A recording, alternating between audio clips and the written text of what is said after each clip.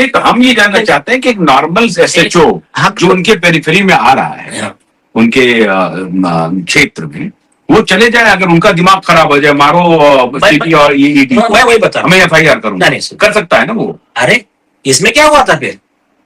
Justice निर्मल यादव के case में क्या हुआ? हाँ, ब्राइब का पैसा लेके आदमी पहुंच गया। ये और बात है कि आपकी दिल्ली पुलिस करेगी। एक मिनट, नहीं सुनो, मैं उस पर आ रहा हूँ। ब्राइब का पैसा लेके कहाँ पहुंचा? जस्टिस निर्मलजीत कौर के घर। हाँ, वो आपने बताया। हो गया। हाँ। अब होने के बाद में उन्होंने इन्फॉर्म किया लोकल पुलिस को, लोकल पुलिस ने प्रोसिक्यूशन स्टार्ट किया। हाँ। और बाद में फिर फॉर्मेलिटी कंप्लीट किया। तो ये फॉर्मेलिटी कंप्लीट करना ऑब्लिगेशन ऑफ, जो prosecution of offender is obligation of state. अगर पुलिस ऑफिसर ऐसा नहीं करता है, टाइम पास करता है, तो उसके ऊपर कंटेम्प्ट होता है ललिता कुमारी के हिसाब से। उसके ऊपर आईपीसी 218 में जो भी नए बीएनएस के सेक्शन है, 256 वगैरह जो भी बीएनएस के, तो मैं ट्रेन तक जा रहा हूं। एक मिनट, तो ये कार्रवाई होती है। मैं आपको और एक सिंपल एग्जांपल बताता हूं। रमन लाल में बिना चीफ जस्टिस ऑफ इंडिया के परमिशन के हाई कोर्ट जज पे एफआईआर का ऑर्डर किया मजिस्ट्रेट ने, मजिस्ट्रेट के डेट और कंप्लेंट था वकील। तो अगर उपाध्याय जी मजिस्ट्रेट कोर्ट में पहुंच जाते हैं, वो केस लॉ दिखाते हैं, या कोई भी वकील पहुंचता है, तो मजिस्ट्रेट को बाउंड है एफआईआर का ऑर्डर करना। और उसको चैलेंज किया था हाईकोर्ट जज ने। वो जजमेंट रमन लाल वर्सेस स्टेट 2001 सीआरएलजे 800, तो ये जजमेंट है। वो मजिस्ट्रेट का ऑर्डर हाईकोर्ट ने भी अपील किया, सुप्रीम कोर्ट में भी एसएलपी डिसमिस हुई। तो लॉ ऑलरेडी सेटल्ड है। इसका मतलब ये हुआ कि दिल्ली पुलिस कमिश्नर भी घेरे में है और इलाके का एसएचओ भी घेरे में। यस, मतलब अगर मान लीजिए कि जुडिशरी आज बिल्कुल ये तय कर ले कि मुझे अपनी साख को बहाल करना है किसी भी सूरत में, और मैं इसका फेयर इंक्वायरी चाहिए, और मैं सबसे पूछूंगा जो भी रिस्पॉन्सिबल लोग हैं, एसएचओ, जब तुमको जानकारी मिली एफआईआर क्यों नहीं लिखा? दिल्ली पुलिस कमिश्नर आपने क्यों नहीं लिया? ईडी का जो डायरेक्टर है उसको, सीबीआई के डायरेक्टर उसको, और सुप्रीम कोर्ट के वो जज, नंबर 1 जस्टिस दीपांकर दत्ता, आपके कोर्ट में पिटीशन आई एडवोकेट मैथ्यू ने दोबारा की। आपको जरूरत क्या थी? कोई कंप्लेंट है नहीं है, आप डायरेक्ट बोलते कि फॉरगेट हो मैथ्यू की क्या कंप्लेंट है और उनकी क्या पिटीशन है। आपका जिम्मेदारी था कि आप सवाल पूछते ईडी, सीबीआई, इनकम टैक्स से कि क्यों इस सीरियस मैटर में इन्वेस्टिगेशन नहीं हो रहा है। जरूरी नहीं आपको अरेस्ट ही करना है यशवंत वर्मा को, अरेस्ट तो बाद में कर लेंगे। इन्वेस्टिगेशन क्यों नहीं हो रहा है, आप आपकी जिम्मेदारी से क्यों भाग रहे हो? एक। दूसरा, जस्टिस नरसिम्हा और जस्टिस अपने आलोक आराधे जी, आप पूरे देश को जवाब दे हो, you are bound to answer, कि जब एडवोकेट घनश्याम उपाध्याय साहब का पिटीशन आता है तो आप क्या करते हो? पिटीशन तो एक्सेप्ट करते नहीं हो, ऊपर से क्या बोलते हो कि चीप पब्लिसिटी। क्या चीप पब्लिसिटी? वो पर्सन उसका ड्यूटी परफॉर्म कर रहा है। आपके आरके जैन के केस में और अनिरुद्ध बहल के केस में आर्टिकल 51A में और सबसेक्शन H में ये उनका ड्यूटी है, और इनके खिलाफ भी हो सकता है प्रोसिक्यूशन। एक मिनट, उन्होंने कहा चीफ पब्लिक, तो दे आर आंसरेबल, और उनके खिलाफ में हम राष्ट्रपति के पास में अभी केस फाइल करने वाले हैं ये इन जजेस के खिलाफ में कि they cannot reject the petition. Reject छोड़ो, दे कैन नॉट डिस्करेज। तो इसमें जब आदमी कॉग्निजेबल ऑफेंस का पिटीशन लेकर आया तो आपका क्या जिम्मेदारी था? आप उसमें लिखते कि इनके जो आरोप है ये सही है या गलत है। गलत लिख ही नहीं सकते, क्योंकि तुम्हारे ही कॉलेजियम की, तुम्हारे ही इनहाउस प्रोसीजर की कमिटी जो है उसका फाइंडिंग है। अब नया भी फाइंडिंग आ गया। तो इतने सीरियस कॉग्निजेबल ऑफेंस में आपने, देखिए आरके जैन की डेफिनेशन के हिसाब से advocate Ghanshyam Upadhyay is whistle blower, उनको प्रोटेक्ट करना है, उनको रिस्पेक्ट करना है आपने, उसको उनको इनकरेज करना है। 2 टाइमलाइन में देता हूं। एक टाइमलाइन जब घनश्याम उपाध्याय जी के पिटीशन को वो डिसमिस करते हैं, उसके 2-3 दिन के बाद ही पार्लियामेंट में रिपोर्ट आ जाती है। ये आपने जैन लॉयर एसोसिएशन के इस पे जाने अनाउंसमेंट। हाँ, जैन लॉयर एसोसिएशन ने कहा कि हम रैली लाखों से रोड पे उतरेंगे। उसके बाद पार्लियामेंट में आ जाती है रिपोर्ट। इसका मतलब है कि जो घनश्याम उपाध्याय जी का पिटीशन था वो सही है, तो वैसा भी पहले भी सही था। अब तो पार्लियामेंट के फ्लोर पे चला गया। लार्जेस्ट पंचायत जो है सुप्रीम कोर्ट की कमेटी है, सुप्रीम कोर्ट की कमेटी है। अब मेरा मानना है कि जस्टिस आलोक राधे ने जो कहा कि नहीं हम डिसमिस कर देंगे, हम नहीं सुनते हैं, पब्लिसिटी है मतलब। अब तो बोनाफाइड केस बनता है ना, जस्टिस आलोक राधे और जस्टिस दूसरे कौन है, नरसिम्हा जी, इन दोनों को जवाब देना पड़ेगा देश को। यस, और देश को क्या अभी ये जो जवाब देना है ना, हाँ। अभी हम राष्ट्रपति के पास केस फाइल कर रहे हैं कि ये जो डिस्करेज किया गया, जिसमें देखिए अगर वो ये कहते कि मिस्टर उपाध्याय आपका पिटिशन आप हाई कोर्ट जाइए, अल्टरनेट रेमेडी अवेलेबल हो, तो एक बार समझ सकते थे। लेकिन जो वर्ड यूज किया चीप पब्लिसिटी, तो ये डिस्करेजिंग, डिफेम भी किया ना, एक लॉयर को आप डिफेम कर देंगे, और डिफेम के लिए देखिए पर्सनल कमेंट करने के लिए जज को कोई प्रोटेक्शन अवेलेबल नहीं है। बीएस शंभू का 1983 का सुप्रीम कोर्ट का जजमेंट है कि जब जज पर्सनल रिमार्क करता है तो तीन जज इज नॉट प्रोटेक्टेड, बिना सैंक्शन के जज के खिलाफ केस फाइल हो सकता है। एक दूसरा हरीश मिश्रा का जजमेंट है कि भाई जज आपका प्रोसीडिंग के समय आप यस नो लिखना ठीक है, लेकिन आप उसमें पर्सनल कमेंट करोगे एडवोकेट के खिलाफ, पार्टी के खिलाफ, then you are guilty of contempt of court. तो ये सारी लीगल प्रोसीडिंग अभी ली जाएंगी। ठीक है, हाँ ठीक है।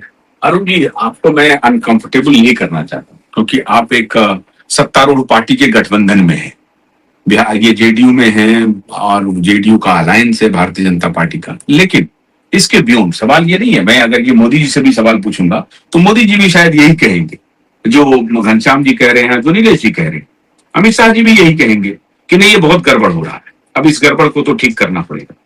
मैं ये कह रहा हूं कि पॉलिटिशियन इस पे जब कहीं कोई मरमरिंग नहीं है, सब चुप्पी साध रही है, ऐसा क्यों डरे हुए हैं? नहीं देखिए, मैंने कहा ना कि जब समाज का ड्राइविंग फोर्स मनी हो जाए, पॉइंटेड जवाब दीजिए। इनका सपोर्ट करता हूँ, एक मिनट में आगे इनको काम में आएगा। नहीं, बाद में वो जवाब देंगे तो आसान रहेगा।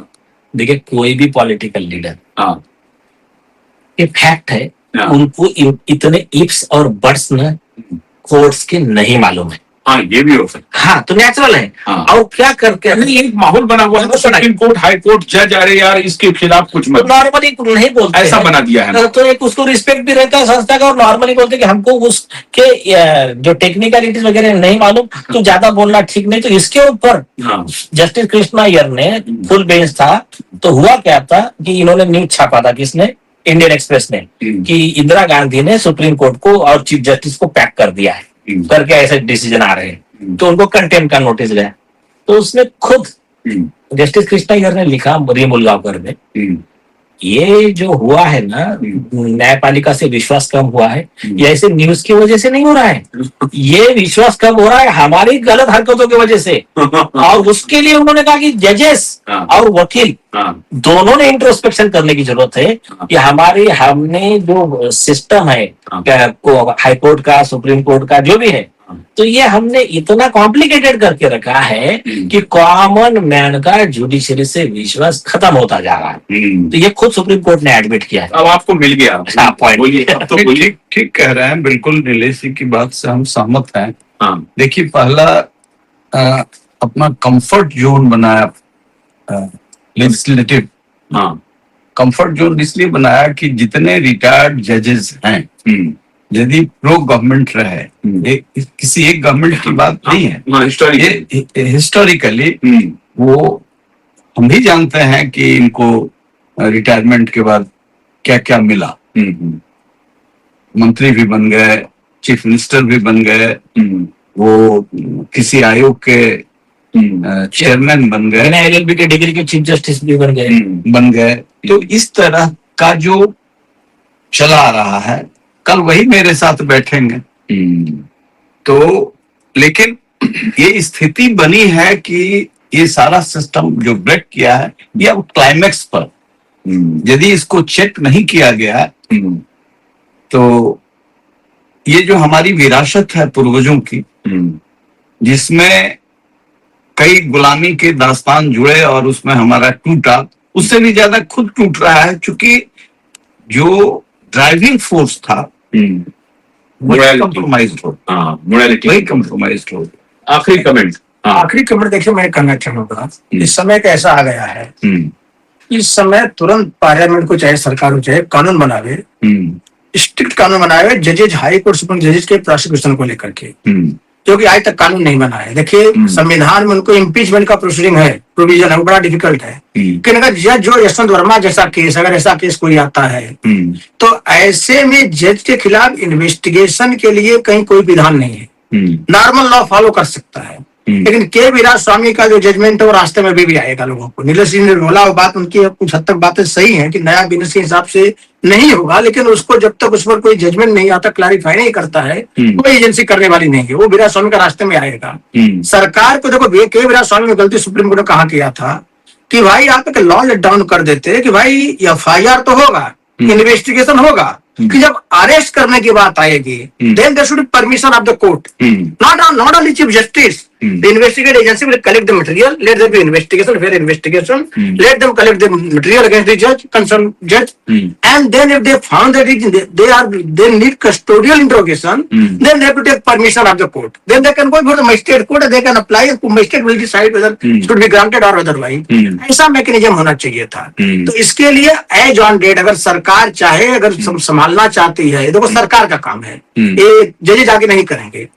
सरकार को चाहिए तुरंत एक मतलब मीटिंग बुलावे और इसमें सब सारी पार्टियां मिल करके, अपोजिशन का भी रोल उतना ही बता दूं आपको, मिल के एक सर्वसम्मत से कानून बनावे कि राइट टाइम में कानून बनाने का भैया इस तरह के, वो यशवंत वर्मा से शुरू करे बता दूं आपको कि इसमें FIR होगा, इन्वेस्टिगेशन होगा, उसमें एक देखो प्रोटेक्शन भी जजेस को चाहिए। ऐसा नहीं कि उनका काम इस तरह का है कि वो खतरे में कभी कभी रहते हैं। लेकिन अगर ये आप खतरे की वाली बात करोगे तो और भी पब्लिक सर्वेंट होते हैं, और जो पब्लिक सर्वेंट है बता दो उनके लिए भी खतरा सेम है। आज कोई DM है, कलेक्टर है, कमिश्नर है, इनकम टैक्स कमिश्नर है, IPS ऑफिसर है, उसको भी खतरा सेम खतरा है। और देखने को जाओ मोर प्रोन देन दिस जजेज। जज को तो पूरा कभी देखिए, एक जज को इस तरह केस में गलत फंसाना उतना आसानी जितना एक और कोई IAS IPS ऑफिसर को बेरोक बताना आसान है, तो उनके लिए समस्या हो सकती है। तो आप एक काम करिए, कम से कम जजेज के लिए प्रोटेक्शन भी देना चाहते हो तो लॉ ऐसा बनाइए, अगर इस तरह कुछ होता है, इन्वेस्टिगेशन होगा, FIR कॉमन मैन जैसा होगा, अरेस्ट करने के लिए एक एम्बार्गो रहेगा कि उसमें जब तक एक अथॉरिटी कोई कमेटी बनाओ, आप कमेटी देवे परमिशन, या लोकल मजिस्ट्रेट जो होता है, या कोई हाई कोर्ट का चीफ जस्टिस मान लो अगर वहां के जज है तो ऐसा कुछ प्रोविजन आप बनाओगे जहां पे प्रोटेक्शन मिले, लेकिन इन्वेस्टिगेशन आप कंप्लीट मत रोकिए। ठीक है, जैन जी वाले कुछ बोलेंगे, कुछ नहीं बोलेंगे? आप थोड़ा इंतजार कर रहे हैं, बड़े सीनियर लॉयर सब बैठे हुए हैं। नहीं, जो अभी ऑलरेडी आपके जज जी लॉयर्स के मन में क्या चल रहा है? अभी तो कह रहे हैं कि आएंगे लाखों से, अभी तो नोटिस दिया है, देखिए उसका जवाब वगैरह क्या आता है, उसके हिसाब से सब कोर कमेटी जो है उसको कोई डिसीजन दी। अच्छा, ठीक है। लेकिन मैं दरखास्त करूंगा अपने देश के प्रधानमंत्री नरेंद्र मोदी जी से और केंद्रीय गृह मंत्री अमित शाह जी से। मैं लगातार, आप देख रहे होंगे कि हमारे QI पे मैं कोशिश कर रहा हूं कि उनकी जो अच्छी बातें हैं उनको भी दुनिया के सामने दिखाएं। जो एजेंडाधारी पत्रकार हैं उसमें हम शामिल नहीं हैं, स्क्रीन हैक करने वालों में। बहुत बहुत शुक्रिया एडवोकेट नीलेश ओझा और अरुण कुमार जी और एडवोकेट घनश्याम उपाध्याय जी।